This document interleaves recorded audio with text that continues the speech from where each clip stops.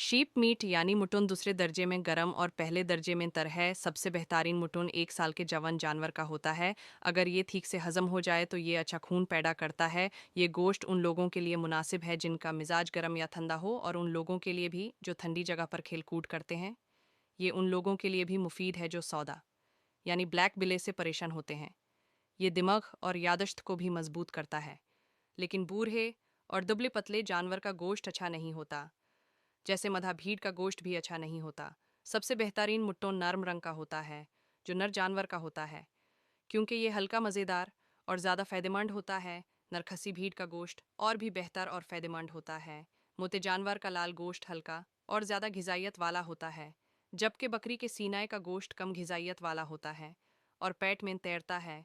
सबसे बेहतरीन गोश्त वो होता है जो हड्डियों को ढकने वाला हिस्सा हो। दाएं जानिब का गोश्त बाएं से हल्का और मज़ेदार होता है, और सामने के हिस्से का गोश्त पीछे के मुकाबले में बेहतर होता है। नबियों के सरदार को भीड़ के सामने के हिस्से का गोश्त पसंद था, जो सर के करीब होता है, मगर सर का गोश्त नहीं पसंद था। सामने का गोश्त हल्का और मज़ेदार होता है। एक मर्तबा अल फरजदक ने एक आदमी को पैसा दिया और कहा, सामने के हिस्से का गोश्त खरीदना सर, और आंत को छोड़ देना, क्योंकि वही जगह है जहाँ बीमारी होती है।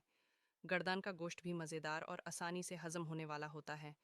बज़ू का गोश्त सबसे हल्का, सबसे मज़ेदार, सबसे सेहतमंद और आसानी से हज़म होने वाला होता है।